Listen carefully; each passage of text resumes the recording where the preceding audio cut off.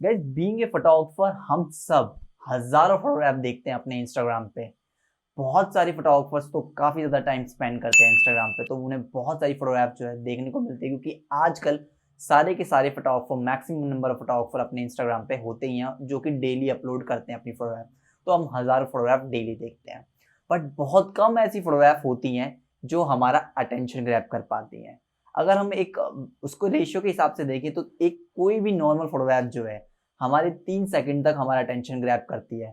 मतलब गाइज वो जो फोटोग्राफ है वो पर्टिकुलर आपको अट्रैक्ट कर रही है या आपको वो पसंद आ रही है, अगर आप उस पर 3 सेकंड से ज्यादा रुक रहे हैं तो इंस्टाग्राम और डिजिटल के जमाने में।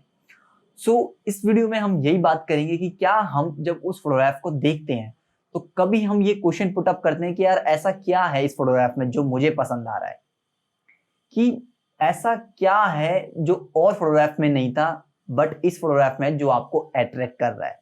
तो गाइस इसी वीडियो के अंदर हम इसी बारे में बात करेंगे कि मैं किस तरीके से, मेरे को भी जब कोई फोटोग्राफ पसंद आती है तो मैं उस पर्टिकुलर फोटोग्राफ को किस तरीके से रीड करता हूँ, या मैं किस तरीके से उस फोटोग्राफ को देख के समझने की कोशिश करता हूँ, एनालाइज करने की कोशिश करता हूँ यार क्या मुझे पसंद आ रहा है और जो इससे क्या सीख सकता हूँ जो मैं अपनी फोटोग्राफी में अप्लाई कर सकता हूँ। सो गाइस ये वीडियो बहुत ज्यादा इन्फॉर्मेटिव होने वाली है। So I am a street photographer, तो हम कुछ स्ट्रीट फोटोग्राफ देखने वाले हैं। सबसे पहले तो मैं आपको ये बता दूं, हम दो तरीके की फोटोग्राफ देखेंगे। एक तो पर्सनली जो मेरी फोटोग्राफ है, जो मैंने क्लिक करी है, जो मुझे पर्सनल बहुत ज्यादा पसंद है, ठीक है, अपनी खुद की फोटोग्राफ। और दूसरा हम देखेंगे one of the famous street photographer Vineet Vora की फोटोग्राफ। उनकी फोटोग्राफ एनालाइज करने की हम कोशिश करेंगे, जो मुझे पसंद है कि मुझे वो फोटोग्राफ क्यों पसंद है, तो मैं आपको समझाने की कोशिश करूंगा कि मैं उन फोटोग्राफ को किस तरीके से रीड करता हूँ। सो गाइस ये वीडियो बहुत ज्यादा इन्फॉर्मेटिव होने वाली है, तो अगर आप मेरे चैनल पर न्यू है तो मेरे चैनल को सब्सक्राइब कर लें, बेल आइकन को प्रेस कर दे ताकि आपको नई वीडियो का नोटिफिकेशन मिलता रहे। So without time waste let's start the video.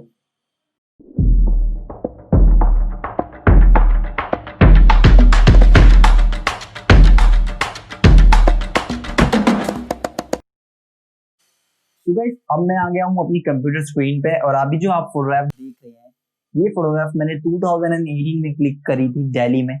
और ये जो फोटोग्राफ है ये यमुना घाट पे क्लिक करी गई है, ठीक है, 2018 है। और स्टिल आई रिमेम्बर ये विंटर का टाइम था और सुबह के 6 बज रहे थे तब मैंने ये फोटोग्राफ क्लिक करी थी, जो मेरी one of my favourite photograph है। ये मेरी एक सीरीज है इन सर्च ऑफ लाइट, उसमें भी मैंने इसे एंटर किया हुआ है। आई मीन उसके अंदर मेरी एक जो सीरीज है इन सर्च ऑफ लाइट, उसके अंदर भी ये है ये फोटोग्राफ। सो बेसिकली जब हम इस फोटोग्राफ को देखते हैं तो हमें एक सररियल फील आता है, ठीक है। अब मुझे इस फोटोग्राफ में पर्सनली क्या पसंद है, मुझे ये फील ही पसंद है। ये जो फील है सररियल, ये जो इमोशन है, ये मुझे बहुत ज्यादा अट्रैक्ट कर रहा है इस फोटोग्राफ में। अगर हम इस फोटोग्राफ को ध्यान से देखें तो यहाँ पे हमें कई सारे कलर्स देखने को मिलते हैं, ब्लू कलर, येलो कलर, और एक ये हल्का सा sky blue kind of colour भी हमें देखने को मिल रहा है। और बराबर में अगर हम देखें हमारे सब्जेक्ट के पीछे जो एकदम लाइट है और उसके ऊपर जो है एक ट्री है जो उसको शेड सा दे रहा है, ठीक है। इसमें मुझे पर्सनली मैं हमेशा जब भी किसी भी फोटोग्राफ को देखता हूं तो मैं फोरग्राउंड से बैकग्राउंड में जाता हूं और बैकग्राउंड से फोरग्राउंड में आता हूं। यानी कि मैं सबसे पहले बैक में देखता हूं कि क्या सब्जेक्ट है, फिर मिड ग्राउंड में देखता हूं और उसके बाद मैं फोरग्राउंड में देखता हूं कि क्या है। तो यहाँ पे हम देखें तो इतना लेयरिंग नहीं है, ठीक है, क्योंकि ये फोटोग्राफ जो है सररियल के लिए क्लिक किया गया, क्योंकि यहाँ पे सररियल फील जो है वो बहुत अच्छा है। लाइट्स का बहुत अच्छा प्ले है इसमें। सबसे मेन जो फोटोग्राफ है जो मुझे अट्रैक्ट करी जब मैं इसे क्लिक कर रहा था वो था लाइटनिंग। यहाँ पे जो लाइटनिंग है वो बहुत कमाल की करी गई है, ठीक है। मतलब वो जो मुझे लाइट मिल गई ना स्ट्रीट में, वो बड़ी कमाल की है। अगर हम यहाँ पे एक और चीज नोटिस करें तो गाइस अगर ये जो मेरा सब्जेक्ट है, ठीक है, इसके पीछे अगर ये लाइट ना होती जो इसे इल्यूमिनेट कर रही है तो इस फोटोग्राफ में इतना दम नहीं होता। दूसरी चीज, अगर स्काई में ब्लू आवर नहीं होता, ये ब्लू आवर की फोटोग्राफ है, सुबह की 6, 6:30, 7 बजे के करीब की फोटोग्राफ है विंटर्स में, क्योंकि बाद में निकलता है सूरज। तो अगर स्काई में ब्लू नहीं होता तो इसमें मजा नहीं आता। और ये जो येलो है, ये अगर ये येलो लाइट नहीं होती तो इसमें मजा इतना नहीं आता। और यहाँ पे जो पेड़ है उसमें उसने भी जो एक है ना साइड से फिल किया इस फ्रेम को, वो बहुत प्यारा लग रहा है। सो मेन इसमें यहाँ पे जो है कलर्स का पूरा खेल है जो कि इस फोटोग्राफ को बहुत अट्रैक्टिव बना रहा है। और जो सररियल फील आ रहा है फॉग की वजह से, क्योंकि जो फॉग है उसमें लाइट स्प्रेड होती है, इस वजह से भी ये फोटोग्राफ मुझे बहुत पसंद आ रही है। तो अगर हम इसको ध्यान से देखें तो फोरग्राउंड टू बैकग्राउंड, आप कभी भी कोई भी फोटोग्राफ मैं आपको बोलूंगा कि जब भी आप कोई भी फोटोग्राफ देख रहे हैं तो हमेशा बैकग्राउंड से फोरग्राउंड देखिए कि उसमें बैकग्राउंड में क्या है, मिड ग्राउंड में क्या है, फोरग्राउंड में क्या है, ठीक है। दूसरी चीज जो आपको ध्यान में रखनी है वो है कंपोजिशन, कि सामने वाले फोटोग्राफर ने कंपोज कैसे किया है, जो इमेज आपको पसंद आ रही है उसे कंपोज किस तरीके से किया गया है, वो भी नोटिस करना बहुत ज्यादा इंपॉर्टेंट है। और जो तीसरी चीज है वो है स्टोरी। सो बेसिकली मैं आपको दोबारा फोटोग्राफ की तरफ लेके चलता हूँ।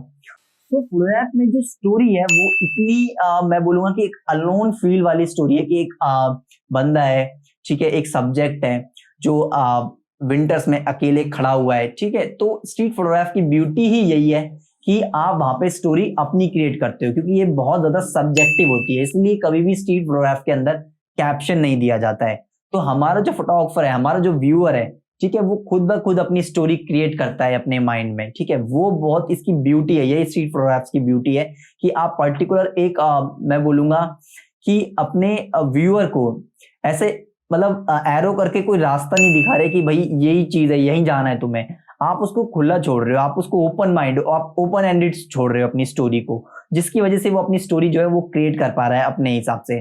अब हम बात करें कंपोजिशन की, तो कंपोजिशन यहाँ पे सबसे लाइट का था सबसे मेन, और सबसे मेन यहाँ पे मेरे को जो डिफिकल्ट था वो था कि मेरे सब्जेक्ट के पीछे ही लाइट हो, ताकि मेरा सब्जेक्ट निकल के आए, ताकि मेरा सब्जेक्ट जो है थोड़ा ओवर ब्राइट हो और इल्यूमिनेट हो सब्जेक्ट जो है मेरे फ्रेम में। तो ये सबसे मेन मेरा जो टास्क था, जिस वजह से ये फोटोग्राफ जो है काफी ज्यादा अच्छी बन पाई है। तो बेसिकली फोरग्राउंड टू बैकग्राउंड आपको ध्यान रखना है जब भी आप कोई भी फोटोग्राफ आपको पसंद आती है। दूसरी चीज मैंने बता दी आपको कंपोजिशन देखने की, आप किस तरीके से उस फोटोग्राफ ने कंपोजिशन करी है। तीसरी चीज आपको उसमें लाइटनिंग देखने की, लाइटनिंग कैसी है, ठीक है। और एक चौथी चीज है जो सबसे ज्यादा इंपॉर्टेंट है, वो है कि आपका फोटोग्राफर कहाँ स्टैंड करता है, कि आप जो फोटोग्राफ देख रहे हैं, आपको जो फोटोग्राफ पसंद आ रही है, उसमें जब आप उस फोटोग्राफ को देखें तो आप ये सोचिए कि यार इसमें फोटोग्राफर कहाँ पे खड़ा होगा, उसने कौन से एंगल से फोटोग्राफ जो है क्लिक करेगी। अगर हम इसको बोले तो एंगल भी आप सोच सकते हैं कि कौन से एंगल पे फोटोग्राफर ने ये फोटोग्राफ खड़े होके क्लिक करी है। और अगर क्या आप उस सिचुएशन में होते तो क्या आप भी इस इमेज को इसी तरीके से लेते, या आप किस और तरीके से लेते, या आप कौन से एंगल पे खड़े होते। तो ये सारी क्वेश्चनिंग करनी बहुत ज्यादा जरूरी है जब भी आप कोई भी फोटोग्राफ देखते हैं। यानी कि आपको अगर कोई फोटोग्राफ पसंद आ रही है तो वो क्यों आ रही है, ये बहुत ज्यादा है। एक क्वेश्चन मार्क लगाना बहुत ज्यादा जरूरी है। जब तक आप क्वेश्चन मार्क नहीं लगाएंगे, आपको आपके क्वेश्चंस के आंसर नहीं मिलेंगे और आप राइट पाथ पे नहीं जाएंगे। आप पर्टिकुलर अपनी जो स्किल्स हैं उनको शार्प नहीं कर पाओगे। आप इंप्रूव करेंगे, आपको बहुत टाइम लग जाएगा इंप्रूव करने में, बट आप questioning, right kind of questioning करेंगे जितना आपसे, आपको तभी आंसर्स मिलेंगे और आपकी फोटोग्राफ जो है वो इंप्रूव होगी। अब हम चलते हैं जो मेरी पर्सनली बहुत ज्यादा फोटोग्राफ जो मतलब फेवरेट है, विनीत सर की। तो हम विनीत वोरा सर की उनकी फोटोग्राफ पे चलते हैं। सो गाइस, अभी जो आप फोटोग्राफ देख रहे हैं स्क्रीन पे, बेसिकली ये जो फोटोग्राफ है ये उज्जैन में क्लिक करी गई है, और उज्जैन में कुंभ होता है उस टाइम पे ये क्लिक करी गई है, जो कि बहुत बहुत ज़्यादा फेवरेट फोटोग्राफ है मेरी। तो अगर हम इस फोटोग्राफ को, जो मैंने बताया था, बैकग्राउंड से फोरग्राउंड में देखते हैं तो हमें इतने सारी लेयर्स देखने को मिलती है ना, मतलब जो लेयर्स हैं वो बहुत ज़्यादा कमाल की हैं यहाँ पे, ठीक है। और दूसरी चीज़ जो मुझे बहुत ज़्यादा पर्सनली अट्रैक्ट कर रही है वो है इमोशन।